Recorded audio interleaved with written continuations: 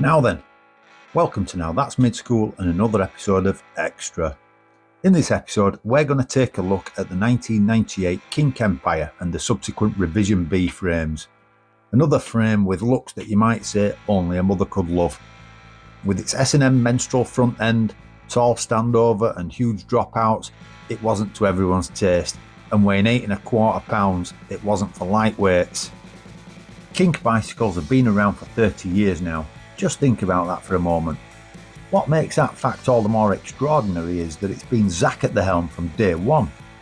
Apart from S&M and Standard, which other BMX company has been headed up by the founding guy for so long? Zach Phillips may not be someone that you recall getting a magazine cover or much in the way of magazine photos at all, but he's a BMXer, and just like Mola and Molly Turno, he got fed up of parts breaking, so he went into the aftermarket parts business, and a short time after started with soft goods too. To get corny, Zach built an empire, and what better name for your first frame. After testing a reported 7 prototypes, Spooky Cycles was charged with making Kink's first frames, and it's thought that only 50 to 100 were produced until now. Doing my research for this episode, I reached out to Zach via email, as I had done before when restoring this Empire and my Phantom Lord. As per usual, Zach answered, and to be quite frank, what he told me had me reading the words several times over, just to be sure that I was reading it right, but I'll come back to that in a bit. Prior to the Empire, Kink were known for producing aftermarket parts like hub axles, sprockets, pegs and dropout protectors, before expanding with front-end locking bolts, tensioners and more besides. Moving into the frame game was kind of inevitable, and so in the February-March 98 issue of Ride BMX, Kink took out a full-page advert announcing the Kink Empire frame and its release date. Ironically, April 1st, 1998. Only Zach wasn't fooling with anyone. Looking at that advert, let's have a look at the dropout shape. It started out quite angular, not a million miles removed from those of the two-hip pork. It featured angled cuts to the seat stay ends which, like the chainstay tubes, were left uncapped. You can see a little better here in this bike test from that same issue of Ride BMX. By the time the finished product hit the shops, there was more curvature to the laser cut 10mm slotted dropouts. The stays were bullet tipped or more dome-like tipped, which Zach said was a little less costly than capped stays, and the chainstay tubes were welded to the dropouts, more in line with the bottom edge of the dropouts.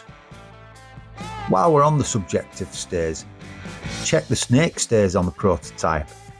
Had Kink stuck with the prototype style stays and dropouts, it would have allowed for a lower standover and lower profile aesthetic, giving a very similar profile to the later Revision Bs. Notice the angled cable stop beneath the top tube on the prototype, whereas the production version's cable stop is square to the top tube. And at the head tube end of the down tube, the prototypes were cut and capped flat compared to the slightly rounded cut and capping on the production frames. Head tubes were all 1 1/8 inch for press fit headsets. Production numbers? Getting back to the email from Zach. Almost 27 years is a long time, and Zach's done a lot in that time, so he wasn't able to categorically state the numbers, but the 50 to 100 that I had been bandying around wasn't too far off the mark.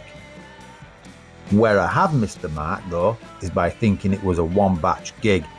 Zach, in his own words, said a few hundred were made, and he had several batches done, so let's give that a bit of context. FBM had been producing merch for a few years and went with 100 AODs from Spooky Cycles the first time round. Joe and Taj started from scratch, went with a similar number of barcodes, and a short time later progressions from Spooky. Jimmy Levan and Joe Carnell, we know for a fact, went with 50 Kiss frames starting from scratch. So Zach went all out with his first frame.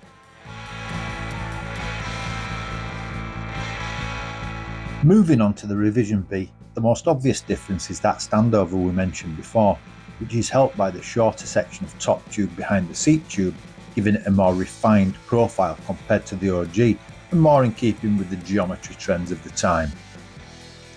The front end is basically the same design. Now the really interesting question is, who made the Revision Bs? There are two versions of the Revision Bs. One has dome tip stays like the OG, while the other has capped style stays. One has the smaller cable stop that I mentioned a few moments ago, and the other has an even smaller cable stop that you can see here. One has a hole in the seat tube for cable routing, so which is which? I know for a fact that Solid Bikes made Revision Bs from my email conversations with Aaron Huff, as well as Spooky Cycles.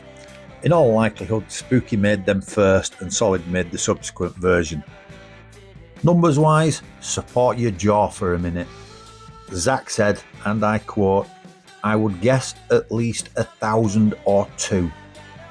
Rumour has it that T1 moved production of the barcode to Caston at around the same time, which kind of bolsters up the notion of Spooky declining the Gen 2 barcode production due to being flat out with Empire Revision Bs. So there we have it, a rough guide to the Kink Empires. I hope you enjoyed this walkthrough. Don't forget to like, subscribe, comment and share all over the interweb, and we'll see you again. Thanks for watching. Bye bye.